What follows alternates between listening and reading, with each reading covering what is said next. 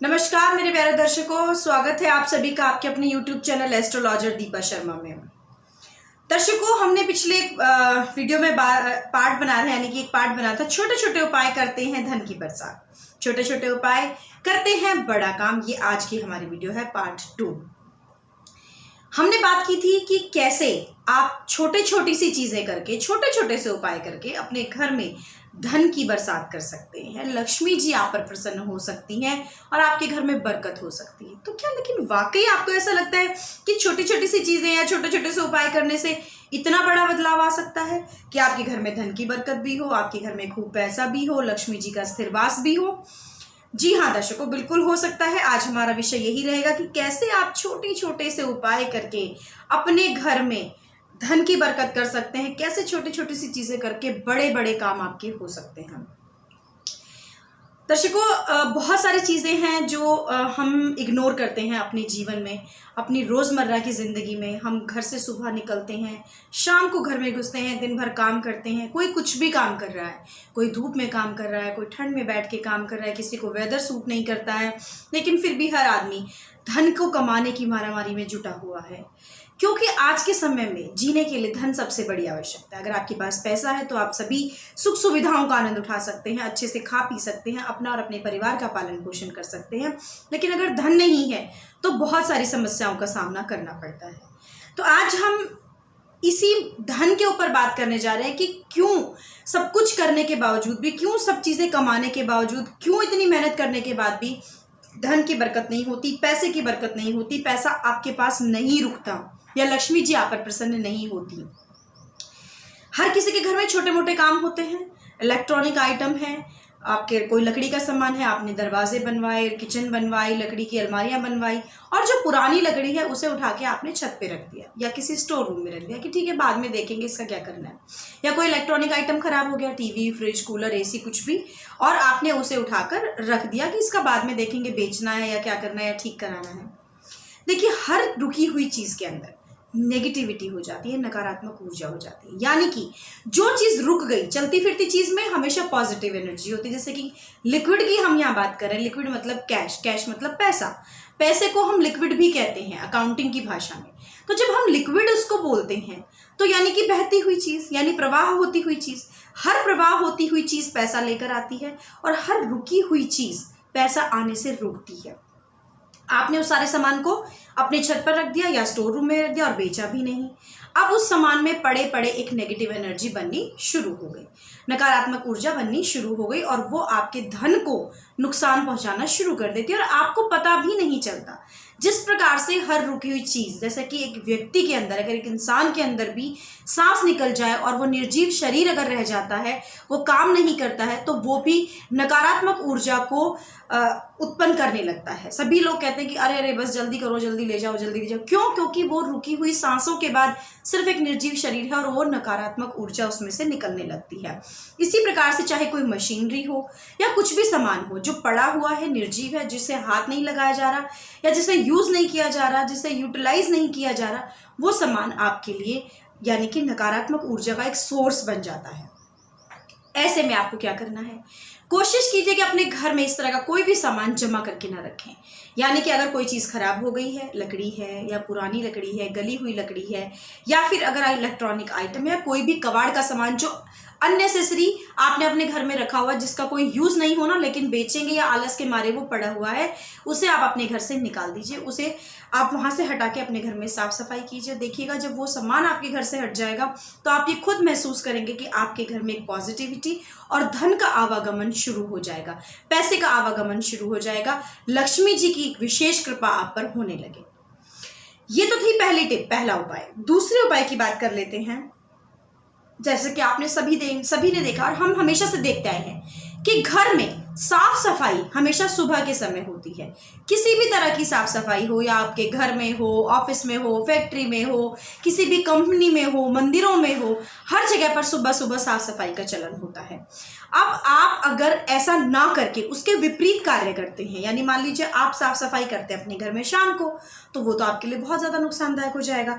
क्योंकि शाम का जो समय होता है, जो पूजा का समय होता है, शाम को हम अपने भगवान से प्रार्थना करते हैं कि हे भगवान, हमारे घर में बरकत रहे, हमारे घर में लक्ष्मी जी रहें, हमारे घर में धन हमेशा बरसता रहे, स्थिर रूप से वास करे, और उसके लिए आप बहुत कुछ करते भी हैं। तो अब आप ऐसे इसके विपरीत कार्य करना शुरू अगर कर देते हैं, यानी कि आप अपने घर में सफाई अगर शाम के समय करना शुरू कर देते, तो ये धन का एक बहुत बड़ा नुकसान का कारण होता है। जी हाँ, आप ध्यान रखिएगा कि जिन भी घरों में शाम के समय सफाई करते हैं, यानी सुबह ना करके शाम को सफाई हो रही है, बहुत सी महिलाओं या बहुत सी मैंने ऐसे लोग देखे हैं जिनके घरों में सुबह सफाई नहीं होती बल्कि शाम को सफाई हो रही होती, कि नहीं सुबह झाड़ू पोछा नहीं हुआ, शाम को कर लेंगे। तो वो शाम की जो सफाई है वो आपके घर का, आपके धन का वो सबसे बड़ा नुकसान करती है। तो कोशिश करें कि दिन ढलने के बाद कभी भी, अगर हो गई तो ठीक है, नहीं हुई है अगर दिन में सफाई, तो दिन ढलने के बाद आपको सफाई करना अवॉइड करना चाहिए। यानी घर के अंदर शाम के समय सफाई आपको दिन ढलने के बाद, सूरज ढलने के बाद नहीं करनी चाहिए, इससे धन का नुकसान होता है। तीसरी चीज, अगर आपको अपने घर में बरकत चाहिए, लक्ष्मी चाहिए, देखिए जैसे मैंने अभी बताया कि लक्ष्मी क्या है, प्रवाहित है, लक्ष्मी चलती फिरती अच्छी लगती है। एक छोटी सी कहानी यहाँ मैं सुनाना चाहूंगी। एक बार लक्ष्मी जी और शनि देव दोनों की आपस में बहस हुई, और दोनों ने कहा कि मैं तुमसे ज़्यादा सुंदर दिखता हूँ चलता हुआ, और लक्ष्मी जी ने कहा मैं ज़्यादा सुंदर दिखती हूँ, और ऐसे में दोनों की बहस हो गई। तो ऐसे में भगवान नारायण जी वहाँ पहुँचे और कहा कि ये विवाद किस बात पर है। तो उन्होंने कहा कि देखिए, आप हमारी समस्या का समाधान कीजिए। लक्ष्मी जी कह रहे हैं कि मैं चलती हुई बहुत सुंदर लगती हूँ, और शनिदेव कह रहे हैं कि मैं चलता हुआ बहुत सुंदर लगता हूँ, तो आप प्लीज़ हमारी इस समस्या का समाधान कीजिए। तो क्या होता है कि जब नारायण जी ने नारद मुनि जी ने इसका समस्या का समाधान किया, नारद मुनि जी ने कहा ठीक है लक्ष्मी जी, आप जाती हुई और वहाँ से जाइए और चल के वापस आकर दिखाइए। तो जब लक्ष्मी जी जाती हैं और वापस चलकर आती हैं, फिर उन्होंने शनिदेव से कहा ठीक है आप भी जाइए और चलते हुए वापस मेरी तरफ आइए, तो मैं देखकर बता पाऊंगा कि दोनों में से चलता हुआ कौन सुंदर दिखता है। तो जब देखा तो उन्होंने ऐसा करने के बाद से उन्होंने कहा कि हे शनिदेव, आप आगे आते हुए यानी मेरी तरफ जब चलकर आ रहे थे तो आप सुंदर नहीं लग रहे थे, आप जाते हुए पीछे से सुंदर लग रहे थे। और ऐसा होता भी है कि जब शनि की ढैया उतरती है तो इंसान रिलीफ महसूस करता है, जाता हुआ शनि अच्छा होता है। उसी प्रकार से उन्होंने लक्ष्मी जी से कहा हे लक्ष्मी जी, आप जाती हुई पीछे से बिल्कुल अच्छी नहीं लग रही थी, आप लक्ष्मी जी आप जब आ रही थी मेरी ओर चल के तो बहुत ही सुंदर और दिव्य दिख रही थी, तो आप आती हुई अच्छी लगती हैं। तो इसी प्रकार से लक्ष्मी जी आती हुई अच्छी लगती हैं, लेकिन जब लक्ष्मी जी आपके घर में आती हैं तो क्या आप उनके लिए कुछ करते हैं? आपको क्या करना है, जैसे आप साक्षात कहते हैं कि धन के अंदर लक्ष्मी जी का वास होता है, जब आप ये मानते हैं तो आप उस लक्ष्मी जी के लिए जो नियमित रूप से आपके घर में आती हैं, हर महीने आती हैं सैलरी के रूप में, पैसे के रूप में, आप उनके लिए क्या करते हैं? यहाँ पर मैं एक उपाय बताऊंगी जिससे कि आपके घर में आने वाली लक्ष्मी प्रसन्न होगी। आपको हर आने वाली इनकम, महीने में जो आपकी इनकम आती, चाहे वो सैलरी से आए, चाहे वो किसी बिजनेस से आए या किसी भी प्रकार से आ रही है, आपको क्या करना है, उसमें से थोड़ा सा पैसा निकालना है। आप अपनी श्रद्धा अनुसार निकाल सकते हैं, 1%, 2%, या फिर एक लमसम अमाउंट 500 रुपये, 1000 रुपये, जैसा भी आपको ठीक लगे। उस पैसे को आप निकालिए, एक हल्दी की गांठ लीजिए और कलावे के साथ उसको बांध के रख दीजिए और माँ लक्ष्मी जी के चरणों में अर्पित कीजिए कि हे माँ, ये पैसा, ये धन आपकी कृपा है जो मुझ पर, जो ये मुझे प्राप्त हुआ, जिससे मेरे परिवार का गुजारा होगा। आप इसी प्रकार से इसमें बरकत करते रहना, और वो ऐसा कहकर आप वो पैसा माँ लक्ष्मी जी को चढ़ा दीजिए। जब पूरा 1 महीना हो जाए उसे, और जब आपकी दूसरी सैलरी या दूसरी इनकम आपके घर में आती है और आप उसमें से पैसा निकालते हैं, तो जो रखा हुआ पैसा था उसको आप किसी भी दान पुण्य के कार्य में, किसी गरीब बच्चों को, किसी अनाथालय में, किसी वृद्धाश्रम में, या जहाँ पर भी आपको कोई गरीब दिखता है, उस पैसे से उसकी सहायता कीजिए, खाने पीने की सामग्री बांट दीजिए, और फिर नई सैलरी, नई इनकम में से कुछ और पैसा उसके अंदर आप रख दीजिए। तो ऐसा करने से देखिएगा कि माँ लक्ष्मी की विशेष कृपा आप पर होगी, और जो भी समस्या आपको धन को लेकर आपके जीवन में हो रही थी वो सारी दूर हो जाएंगी। देखिए, ये जो उपाय है ये बहुत ही सटीक उपाय है, और इसको करने से आपको देखिएगा निश्चित रूप से फायदा होगा ही होगा। हम ये उपाय यहाँ पर सिर्फ इसलिए शेयर कर रहे हैं ताकि जो लोग हमारे से मिल नहीं सकते आके, या फाइनेंशियल प्रॉब्लम में होते हैं, कई बार बहुत सारे लोग जो है वो कॉल करते हैं कि मैडम हम आ नहीं पाएंगे, हमारे पास इतना पैसा नहीं है, हम आपकी फीस पे नहीं कर सकते। तो उनके लिए ये टिप्स हैं, उनके लिए उपाय हैं कि आप हमारी वीडियोस को देखकर फ़ायदा उठाएं, लाभ उठाएं, और इस तरह की छोटी छोटी सी चीज़ें अपने घर में करके अपने बड़े बड़े काम आप सफल कर सकते हैं। हमारा ये आज का विषय, उम्मीद करती हूँ आपको ज़रूर पसंद आए होंगे हमारे दोनों पार्ट, कि क्या करें जिससे कि छोटे छोटे ऐसे काम जिससे आपके बन जाएं बड़े बड़े काम और होगी आपके ऊपर धन की बरसात।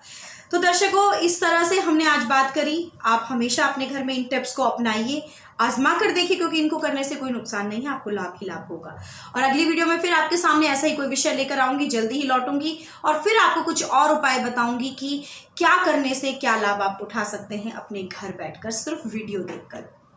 अभी फिलहाल के लिए समय हो गया आपसे अनुमति लेने का, लेकिन आप हमारे चैनल को ऐसे ही पसंद करते रहिए, लाइक करते रहे, कमेंट करते रहे, सब्सक्राइब करके नोटिफिकेशन बेल को ज़रूर प्रेस कीजिए। और अगर कोई सुझाव हमें देना चाहते हैं, कोई फीडबैक हमें देना चाहते हैं, तो वो भी आप हमें ज़रूर कमेंट करके दे सकते हैं या कॉल करके भी बता सकते हैं। आपका कोई सवाल है वो भी आप कमेंट में छोड़ सकते हैं। ज़रूर हम कोशिश करेंगे कि आपकी समस्याओं का समाधान करें। मेरे प्यारे दर्शकों, अब समय हो गया अनुमति लेने का। फिर मिलूंगी आपसे, तब तक के लिए स्वस्थ रहें, सुरक्षित रहें, अपना और अपनों का ख्याल रखें। नमस्कार।